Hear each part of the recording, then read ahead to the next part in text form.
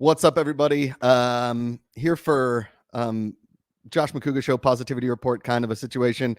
As you guys know, I kind of ramped up the channel again, and I've been wanting to interview my buddy Kevin for a long time, and I feel like now is a really good time, right before the football season starts. And as most of you know, I'm a pretty diehard Steelers fan, and to interview the head coach of the Cleveland Browns is something that when I was 10 years old, I don't think I would have cared to do.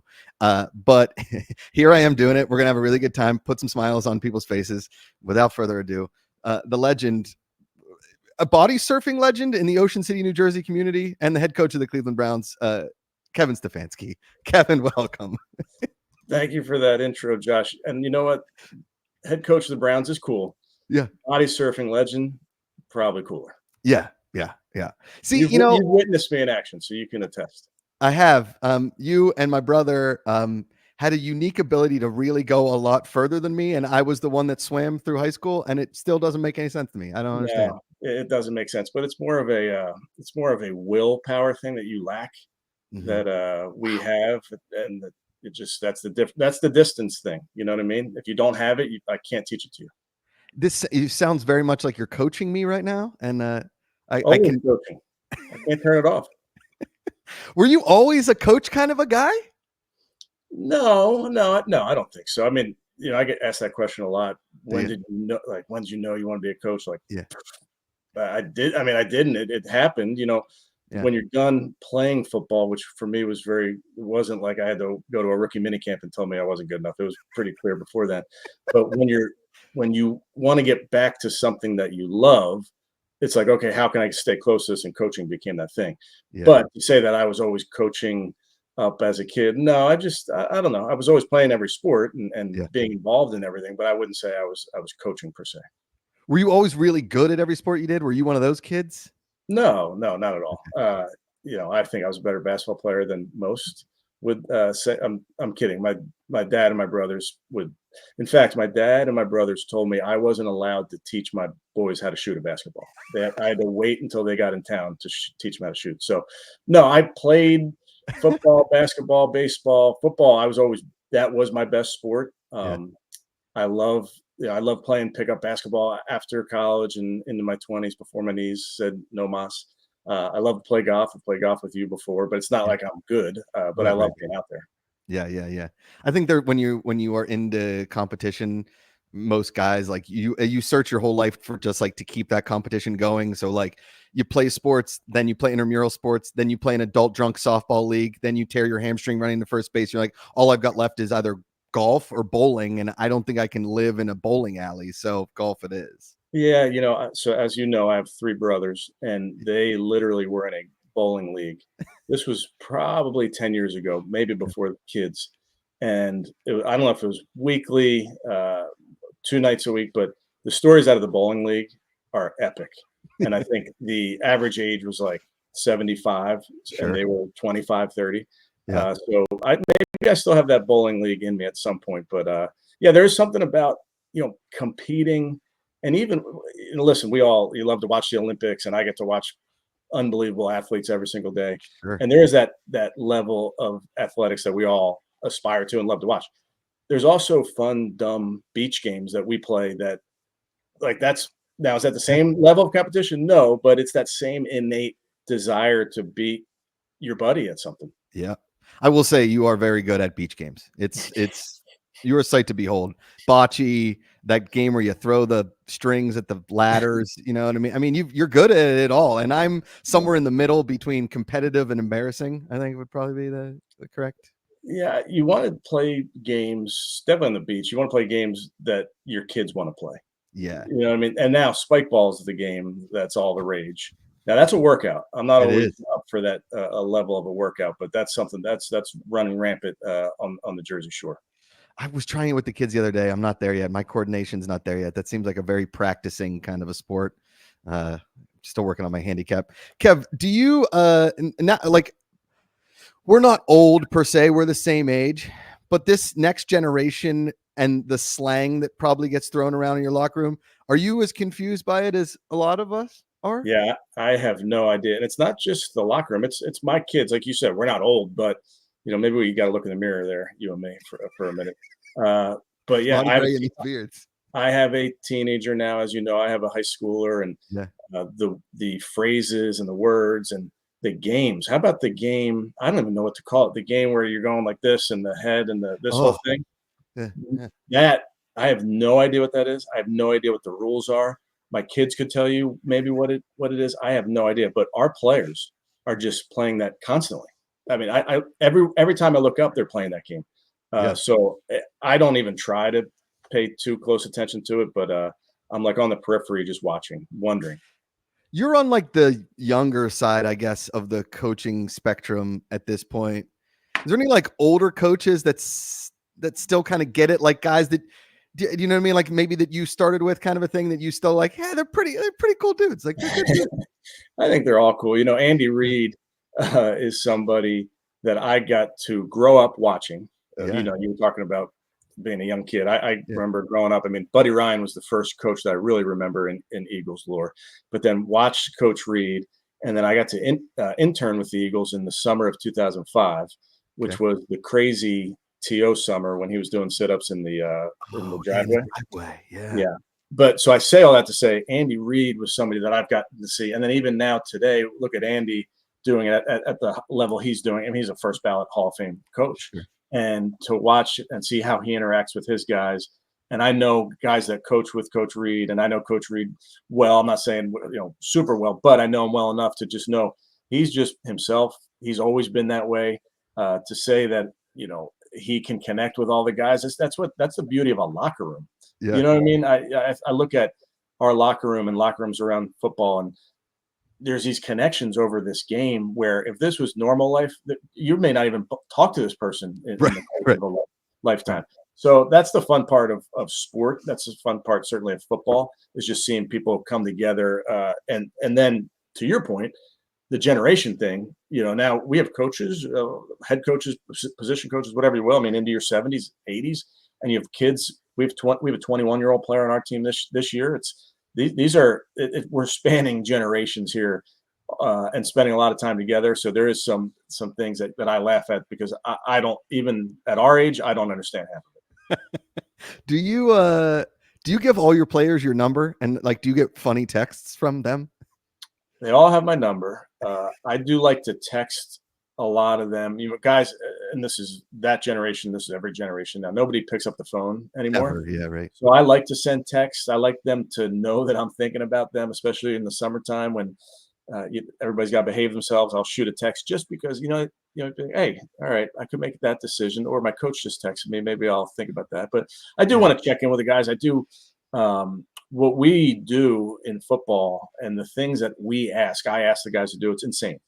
I mean, these guys, what they put their bodies through, it's crazy. So I want to have a real relationship with our guys, and having my number is definitely, part of that. I'll get Dave Njoku's famous for FaceTiming me at all hours of the night. And sometimes I'm smart enough not to pick it up. But he's one that I never know when a call's coming from him. Is he the most freakish looking player on your? I mean, the guy is absolutely jacked. I mean, he's the kind of person that you put him in a Calvin Klein ad, that makes sense. Well, he's absolutely jacked because he never has a shirt on. Now, maybe if we look like that, we'd never have our shirt on. But I tell him, it's like, dude, you can wear a shirt at pregame warmups. You don't have to go out. We played somebody. It was a really, really cold last year, and somebody's like, hey, you can tell Dave to put his shirt on. I'm like, honestly, I mean, I can, but you really think he's going to listen? Like, this is just part of him getting into his superhero mode. Have you ever face painted yourself at a sporting event? And what do you think of the people that do? I don't believe I've ever face painted. No. Well, I will say this, Josh. I know Fandom. Like, I'm not that far removed from Fandom. I've called into 610 WIP, the sports talk radio in Philly. I've been a first time, long time. So I know it. Now, I've been at games. I've been the same dude yelling at the coach to do this, do that. Yeah. So I understand it.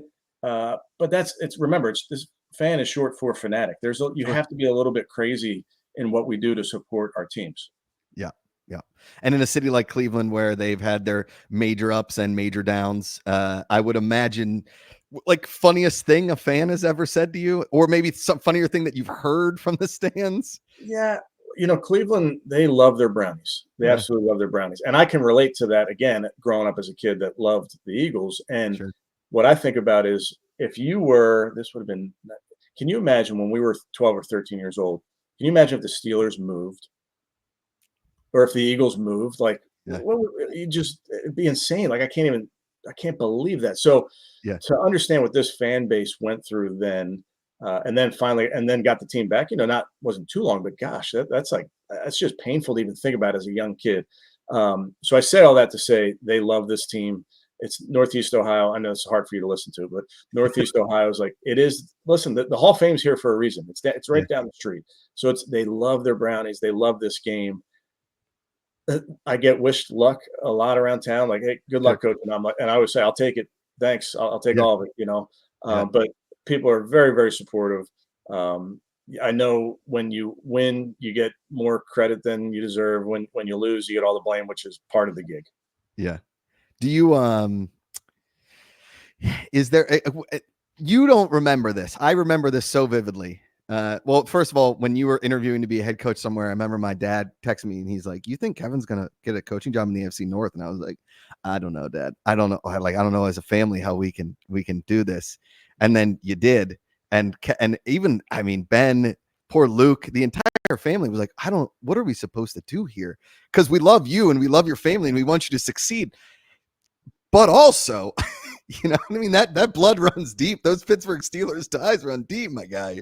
So I have text messages from your brother saved Yeah, telling me like what teams he wants me to go to. And like, and this is like ranking them. And it was like Browns never, you yeah, know? So very early on, he made it clear. I will yeah, say this: he then, when he's, I know blood's thicker than water. I yeah. get that part, but then I've seen him. He's worn Browns gear. I mean, He he came has. around, and I probably was hard for him, Yeah, but he supported me, and truthfully, like going back and looking at those text messages, the support. He was like my second agent. Like Ben yeah, was all over it nonstop. So as hard as that is, knowing how much he loved his Stillers with yeah, all you Yinzers, yeah. You know. it does mean a lot that he and your family, Yeah. as much as it might pain them, do root for the Brownies every once in a while. We always root for the Browns when they're not playing the Steelers. And even when they are playing the Steelers, it's like, can we just win like 24-21?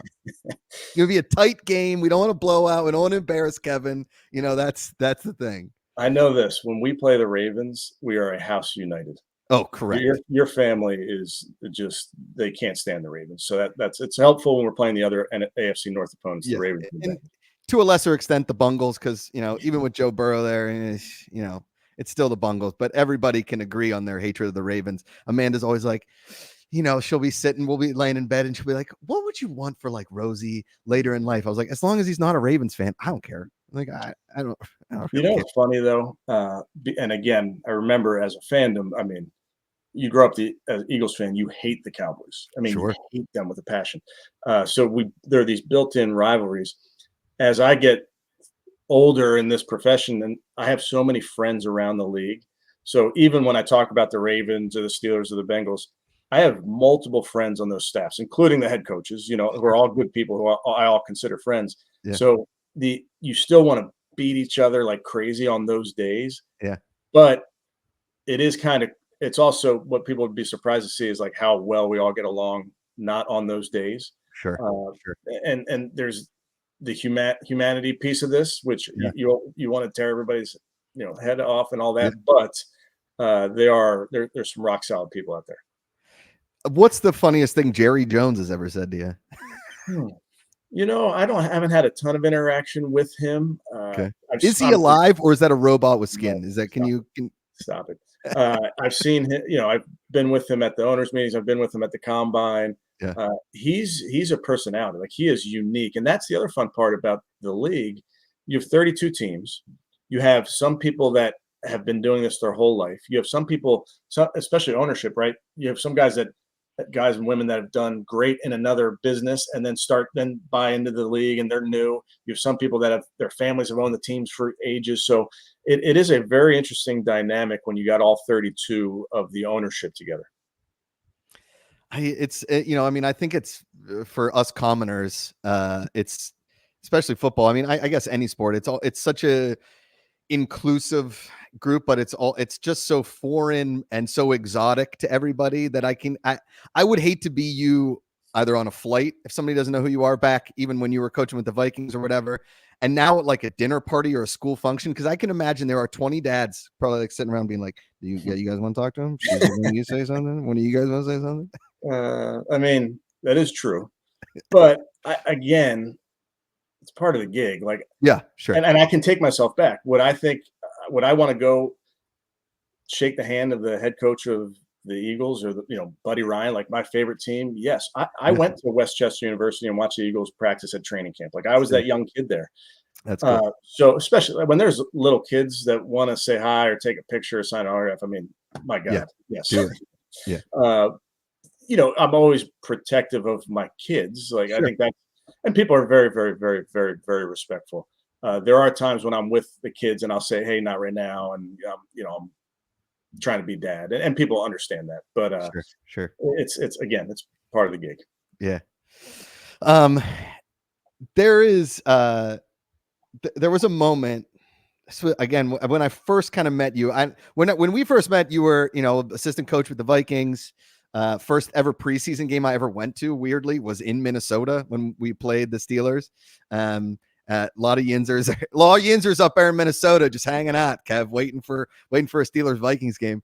And we were drinking after the game, hanging out at a bar. And I was like, "You ever want to be a head coach?" Or like, because I think it was Brad Childress when you first started there. Was it Brad Childress? Yes, that's right. And the way like Michelle was like, "Well, we'll never see each other in season." You're like, "I don't know. I don't think I ever want to be a head coach. I think, like get to a coordinator and I'll be good." And here you are as a head coach. That had to have changed somewhere mentally for you at some point. You know, it's funny. You've told me that story. I don't remember. I'm sure I said that, but I don't Yeah. remember that feeling. I don't. Yeah. Maybe what it speaks to, when I was a young coach, I just wanted to do that job well. Right. And we've all know people that want that next job and are and to the detriment of their current job. So I just always kind of had the blinders on, and maybe didn't think about that. And honestly, maybe that's definitely for the better. I just think you're in way better shape in any walk of life if you try to do your job really, really well, because things tend to take care of themselves when you do whatever your job is. Just do it the best you can. And I find myself, we have a lot of young coaches on our staff, and I'm very, very, I try to be very intentional about developing them. And to say that every single person is going to be a head coach, probably not true, but I'd like to try, and I'd like to push them and get as much out of them as they can. And what happens is we all, and this was me too, you want to do the job you're doing well, but then you're like, "Hey, when's this next thing happen? When can I get this responsibility?" And what you want to tell everybody, again, I've been there. I know what that's like, that feeling. Can you compartmentalize it so that you focus on what you have to do every single day and do it well? It does seem to take care of itself when that happens. Right on. Do you have when I worked at a pizza place in Pittsburgh, every home game, Coach Cower would come in back in the day, and he would always get a pepperoni pizza and a glass of red wine. I waited on him. He would sit in like the wine bar, so I was the bartender back there, and he did that every home game, and it was like well known. Before the game, or before or after the game? It was before Saturday night. Okay, not drinking before like Sunday morning. Oh no, just a little church wine, Kev. The blood of Christ. And he would come in, and it was well known in the restaurant. And when I first started there, nobody told me, and I was bartending back there, and in walks Cower, and I, just like if you were to walk into a bar in Cleveland, somebody'd be like, oh my God. And so he sits down, and all of a sudden, like the one main bartender comes in, she's like, "I got this." And so I was like, yeah, no problem. And so I'm like kind of in the back and waiting on other tables. And she's like, "Rule number one, don't ask Coach Cower about football. You can talk about anything else, just don't." But he had that pepperoni pizza and that glass of red wine. And then he left. He didn't have another glass. He didn't have anything else. That was his like superstition. Do you have anything like that? Are you a superstitious guy? I'm not superstitious because it's bad luck. But can you do That's this? A Philly thing. Well, first of all, Coach Cower and I share a birthday. He's May 8th. Whoa. Yep. Coach Cower, I really, really respect him. Gotten to know him over the years. He raised his kids. I think his girls were born in Cleveland, so he's got strong affinity for this city and the rivalry, Steelers Browns. But do I have a superstition? I have a routine, definitely, in what I do Saturday night, what I do Sunday.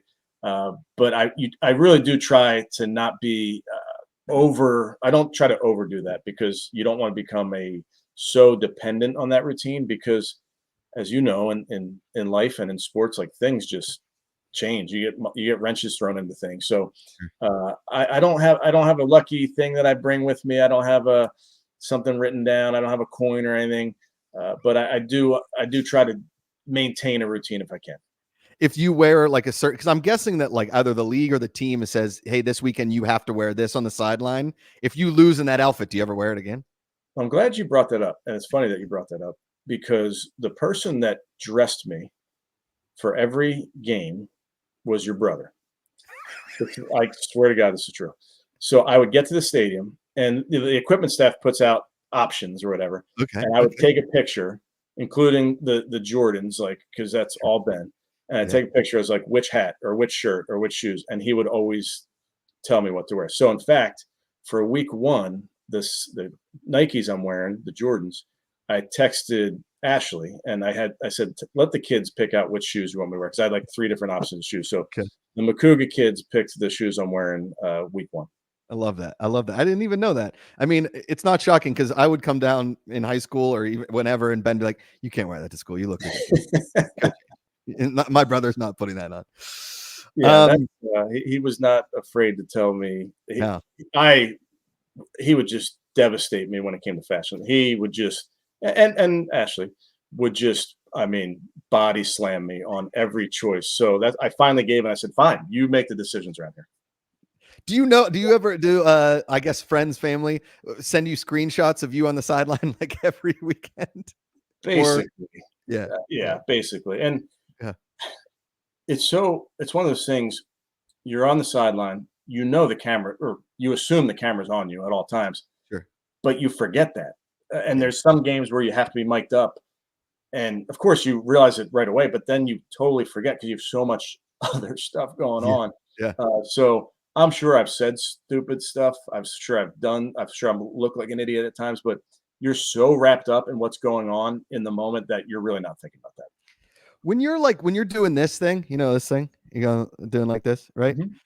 And I know you're probably going like Z left, X alpha, whatever. But does anybody ever go like, hey, did anybody watch the new Game of Thrones last night? What are we thinking? Like, does that ever come up? Does anything like that ever come in? Yes, there's a lot said. I'm glad that it's not recorded what's on that headset. Okay. Because again, I know, and you kind of the scene from Old School where Will Ferrell blacks out when he's given the trivia thing. That happens a lot. Like, you just get in the zone and you're like, you come out of it, you're like, I just blacked out. So I'm glad none of that is recorded. Now, when it comes to covering your mouth, I do think part of it is you worry that you're on camera and someone up in the box can say, hey, you just said, past 35 or something like that. And now that's so paranoid, because there's no chance that person can then get it to the coach that can then get it to the players. So it doesn't matter.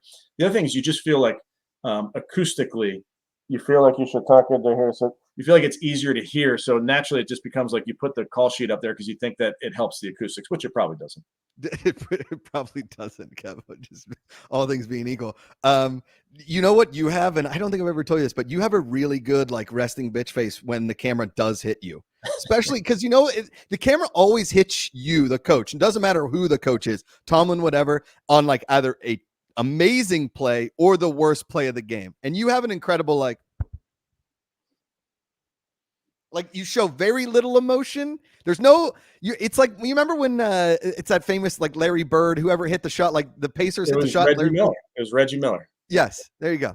It's sort of like that. You have that really good, just stone face.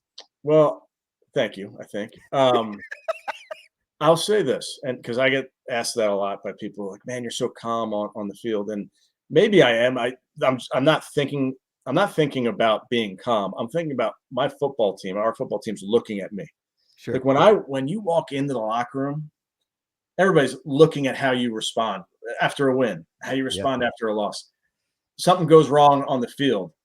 I know the stadium's looking at you, but your team's looking at you. And I've never wanted to lose control. I never want because if I lose control, can't they lose control? And so Sure. maintaining composure, again, going back to Will Ferrell and old school, maintain your composure. But part of that is just making sure the team feels that from me, that we're in control. Yeah. So you don't like walking in the locker room after a loss, just like, it's all over.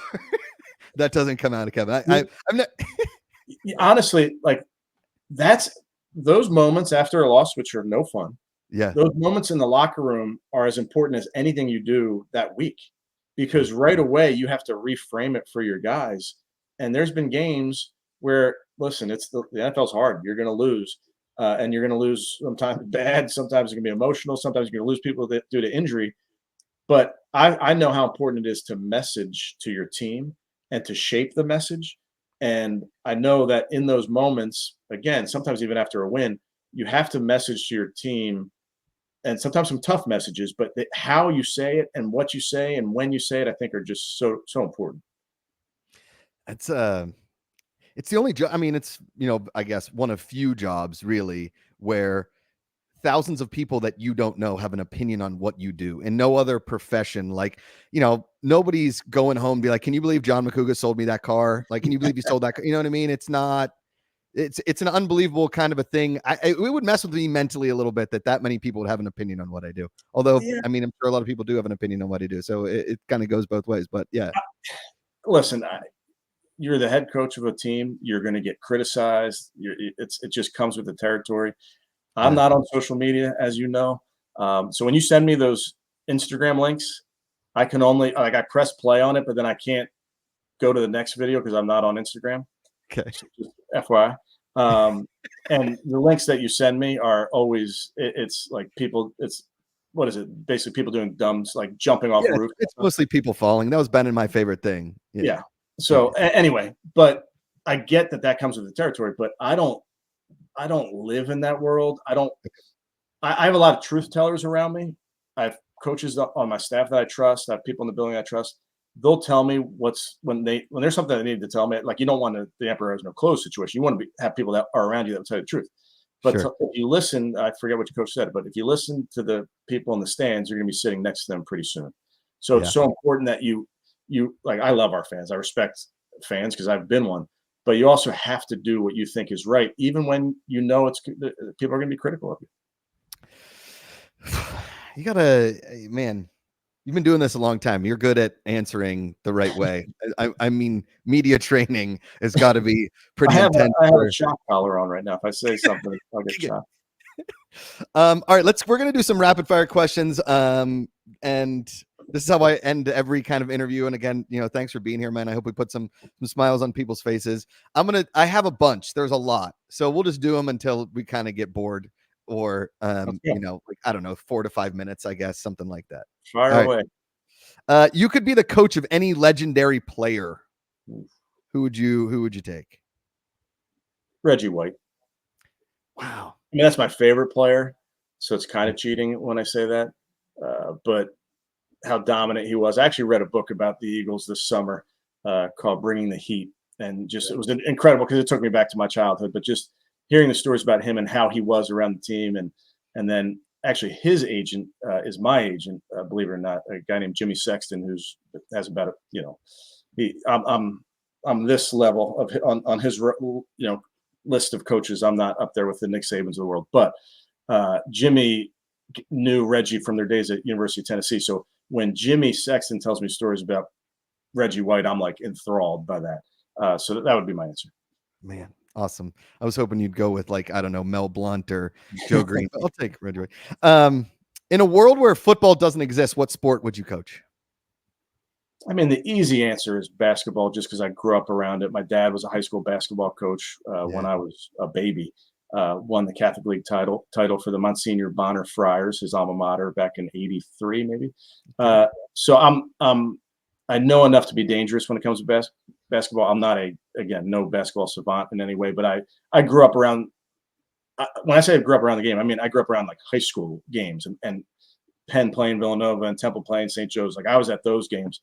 So I feel like I grew up around that sport. Makes sense.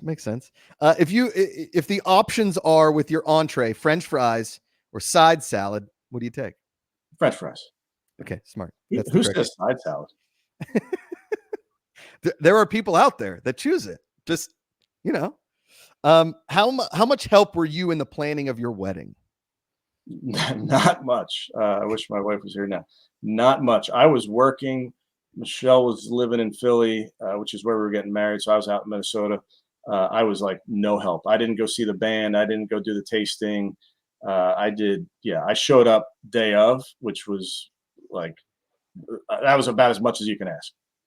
And yeah, that and Uncle Josh, we busted out the I didn't. My wife busted out the wedding videos not too long ago for the kids. Let's go. Dude, the baggy pants. It Oh, was like MC Hammer pants. yeah. What was going on? Man, I feel like I was in a bunch of weddings at the same time. You guys were married in what, like 07? Ugh, don't ask me. Yeah, 07. Yep. 07.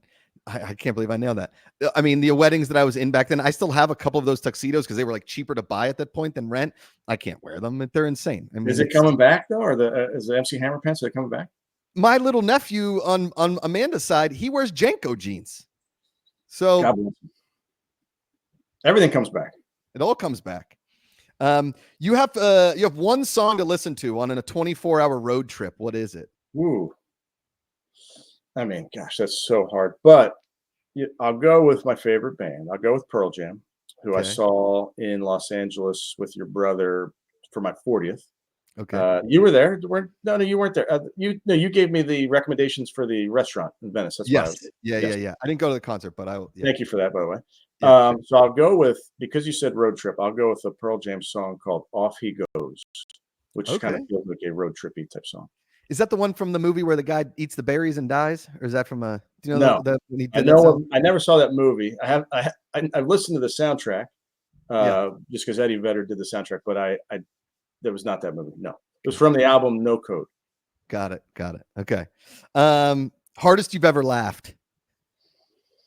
I mean, I'll just stay with the theme here and talk about when me, your brother, and you were together, and the things that we would get into down the shore, and Yeah. nothing nefarious, as they say, but when you're with people that you know and you Yeah. love, and you have a brother and friends that just know you well, it is a different type of laugh.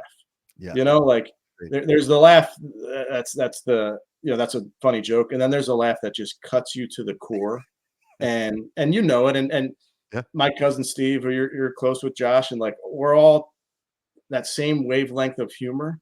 Uh, Totally. that hits home really, really hard. Yep. Agreed. Was college easier for football players at an Ivy League? Probably, I'll say this: going to school at Penn, it's not like the schoolwork was so hard. It's just that you were surrounded by brilliant kids. Right. Like there was nobody in the class that I'm looking around like, huh? Can you repeat that? Now I did fine because I did my work and all, but it's just it's not so much the schoolwork it was normal hard. It's Yeah. just the kids you're around. You're just like, these people are brilliant. No. Yeah. Big fish. No, I mean, like small fish genius pond, I guess would be the term of it. Yeah. I like when people think that Penn State is Penn, and I just go with it. I'm like, they're like Ivy League. I'm like, oh yeah, definitely. that's I was okay. getting recruited to swim at Dartmouth, and I was like, to the coach, I was like, I can't get into this college. Right? Like, my SATs are fine, but a restaurant that no longer exists that you wish you could go to. Well, I'll stay. Can I stay down the shore? Because Sure. it closed maybe a couple years ago. Did you ever have Voltacos in Ocean City? Yeah. It sounds like a Mexican place, but it's a Italian. They did cheesesteaks. Yeah. Right there on West Avenue. They're closed. No. So that's a place. There's down the shore. It's kind of like none of this food is good for you. Ever. It's Yeah. just it's so good, and the pizza down there, and like all the bad food. So my favorite cheesesteak in the world was from a place called Del Tacos, and it's no longer there. I think that there's like a certain level of grease that they never get rid of at shore restaurants, and it really does add to the flavor of it. Like they've cleaned those grease traps, but it's not clean. Yeah, It's, I would concur. Yeah. Coach Harbaugh was recently stuck in an elevator for like 2 hours. Give me four players. Which Coach Harbaugh? Jim, the new one, new Coach Harbaugh. Okay. Different, coach, but okay, I'm not going to ask you a John Harbaugh question. I don't really care. No, I'm kidding. 4 players or coaches you could be stuck. He was stuck with 4 players on the elevator. 4 players or coaches you could be stuck with from the Browns. Well, I'd probably pick all the smallest guys because we're on the elevator. So let's give ourselves some room. So I'll go into the DB room. I'll grab Denzel Ward. Who else? Smaller guys. Elijah Moore's a smaller guy. He's rock solid, but he's smaller. I'll take, for just to be fair to everybody, I'll take our punter, Corey Bojorquez, because Okay. I'll take special teams as well. Sure. And then I'll take Coach Schwartz, our defense coordinator, because he's I'm a big Schwartz guy. I like him a lot. A small guy, but he's a conversationalist, so we're stuck in there theoretically for some time. So I think Coach Schwartz could tell some good stories. I like that. Your show that you binge watch or have binge watched, like your ultimate binge. I've done them all. There's there's some that I'll watch one episode and I'm not feeling it, and I just stop it. And that, you're gonna say I'm crazy, but Succession was that for me. Wow. I watched 1 or 2 and I was like, I don't like these people at all. Man, these are not nice people. So then I stopped that so I could maybe go back to that. But I've done them all. HBO for me is the brand. Like you smack an HBO label on something and I'm like, okay, that's a good show. Good. So Sopranos or The Wire? You can only choose one. I would go The Wire, and I love both. Yeah. They've been replaying, because that Sopranos documentary airs Sunday, like the David Chase documentary. I didn't even know about it until like 2 weeks ago. They've been re-airing Sopranos all the last couple of weeks to lead up to this documentary. Oh, I had no idea. Yeah. Thoughts on Taylor Swift's music and its effect on American culture? This is a 2-part question. Yeah. So I have a 9-year-old daughter who loves Taylor Swift, and when the game was on the other night and they showed her, she went crazy. Yeah. Somebody actually said to her, if the Browns were playing the Chiefs in the playoffs, who would you root for? And her answer was probably the Browns. And I'm like, probably, honey? So she loves Taylor Swift. You know what? Taylor Swift, she's from Bucks County, I think, outside of Philly. I think she's a good person. I think I know she's a super duper megastar, but she seems like a good person. I think she's a talented musician. Like, she writes her music, she plays all these instruments, and I think she's I know that she's an unbelievable performer. I've seen her in concert. I'm happy to admit. I saw her once. Somehow my wife got tickets. We saw her in Minnesota. This was years ago. I had no idea who she was. And then my daughter went with my wife in Pittsburgh when she came through on the tour. So I can respect her talent, but also she's a brilliant, and I mean brilliant, business person. Yeah. Marketing genius. And the movie she did, which was her concert, and people bought tickets for that. Like, yes, she's good for America. If that was the question. Yes. This goes back to one of our first questions. Was the movie Little Giants your inspiration to become a football coach? It wasn't. I love that movie. You know what I do, Josh, is I love showing movies from our childhood to my kids. Yeah. Because when I watch those movies, like we've watched The Little Giants, I literally have a list of the movies we've watched. Yeah. But when I watch Little Giants for the first time, or watch them with them, as I watch them, I'm watching them watch it, and I'm then watching it for the first time. Like, I'm re-experiencing what that's like. I say all that to say, when I watched Dumb and Dumber for the first time with my boys, I almost shed a tear. I was like so happy because they were laughing at the same things I was laughing at, and I was like, it was good for my soul. Now, might not have been the most highbrow humor of all time, but that is so fun to have to experience those things with my kids. I used to when I worked at Collider with a lot of these, like, quote unquote movie critics and like these highbrow, like, oh, nothing like, like a Coen brothers comedy to me. I'm like, have you guys seen Dumb and Dumber? Have you seen that movie? That's the best movie there isn't. And I know you're the same as me. I don't care if they're not even holding it. If I walk out of a 7-Eleven or a Wawa or whatever, and there's somebody standing there with a cup, I always say, oh, big gulps, huh? Yeah. All right. That obviously wasn't in the script. It wasn't. That was just total. And what I always say is, our lexicon, the things that we say, we don't even realize this, but half the things I say are from either Happy Gilmore or Dumb and Dumber or Ace Ventura. Like, I can't tell you how many times, it's such a throwaway line in Happy Gilmore, but I can't tell you how many times I say, well, what do I know? I'm just a doctor. Which is, remember when he gets run over by the car and he's laying there in the fairway? And then he's like, no, I got to go I finish. can play. What do I know? I'm just a doctor. I say that all the time. And I don't think anybody knows what I'm talking about, but I can't get it out of my brain. I always say 2 lines. I say gold jacket, green jacket. Who gives a shit? Say that all the time. And I say, whenever I'm playing golf with anybody, he's like, I think it moves right to left. And I was like, that's because you're wearing one shoe. Yeah, the golf thing, it's so hard Oh, not to invoke. It'd be a fun thing to see if you can go around a golf without invoking a Happy Gilmore line. no way. I mean, and again, little things like somebody will be on the tee box that I'm playing with. I'll be like, next on the tee, Lafferty Daniel. Like you can't. I just can't help it. It's too good. It's too good. Do you, if put to the test, how many wings you think you could eat in a sitting? Not a ton. Okay. Yeah, I don't want to sound. What would be a manly answer? Because I don't want to sound. I always said, like, I feel like my over-under is probably like around 25, 26. God bless you. I don't think I could do that many. Okay. I don't. But I respect you if you can. Ben and I always talked about like foods that we could compete in an eating contest and like not be sick of it by the end. Wings, spicy tuna rolls, thin crust pizza, like Mac and Manco pizza, that kind of stuff. I could do that. Yeah. Okay, if you're hungry, yeah, like you're hungry, you go to Mac and Manco's. How many can you put down? I can eat a whole pizza. I bet you I could too, and we feel horrible afterwards. Awful. Yeah, but still enough room to get some Core Brothers after. Yeah, with the Rainbow Jimmies. Yeah, delicious. Do you delete your emails, or are you the kind of person that lets them stack up and you see that red number down there? No, I'm a delete guy. Yeah, okay. I'll look at my phone right now. I have 3 emails, and they're really, I just keep them unread because I got to get back to them. But I make sure I clean that inbox. Thank you. So you're a human being. All right, great. That's fantastic. Should there be a bar/speakeasy in Target called Barget for the husbands so the wives can shop and we can actually enjoy ourselves? Is there not this already?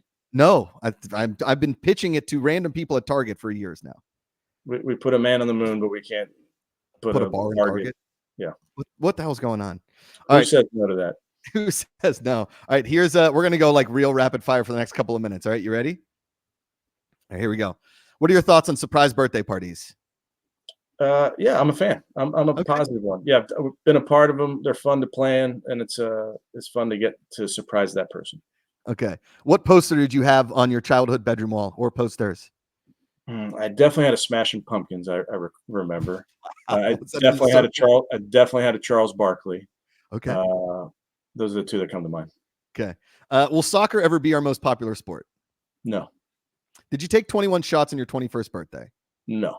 Who does? Hawaiian shirts? You're gonna die. I think you probably will. Yeah. I did, and I'm okay. But it was over a longer period of time, Kevin. Anyway, should Hawaiian shirts be worn outside of Hawaii? Yes. Okay. Worse, falling upstairs or downstairs? Downstairs. Electric toothbrush or regular manual? Regular manual. McDonald's fries or Wendy's fries? McDonald's, because I don't know the last time I had Wendy's fries. Makes sense. Do you know what gluten is? Not a clue. Yeah, me neither. You take your vitamins every day? I guess I do. I do have some, like, we have a nutrition team at our group that's unbelievable. So it's almost you walk in and you get handed a smoothie, like you just can't. You can't not. So whatever they're giving me, they may be vitamins or they may be drugging me, and I have no idea. But so I guess the answer is technically yes, but I have no idea what I'm taking. Mm-hmm. What Friends character are you?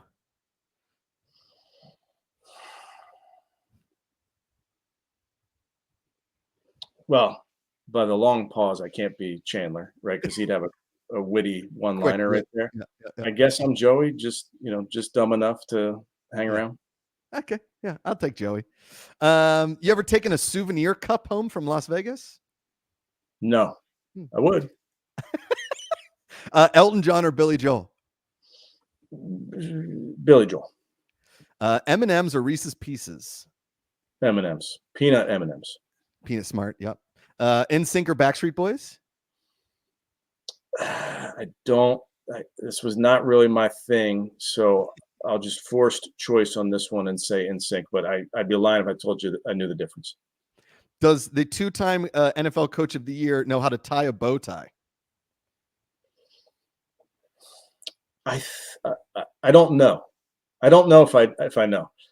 I feel like you just tie it like a bow, like you're tying a bow on a present. Is that wrong? That's incorrect. Yeah, that's okay. Then the answer is no. But my son is now wearing a tie for school, and I'm teaching him how to wear. And I had to do that in high school every day, so I'm passing that on to him. Classy. You ever watched a full episode of Cops? Why are you sweating? I doubt it. I don't know, but I doubt it. Mozzarella sticks or fried calamari? Oh, fried calamari. You ever said, let's go dancing? No. that I can confirm. Biggest celebrity crush?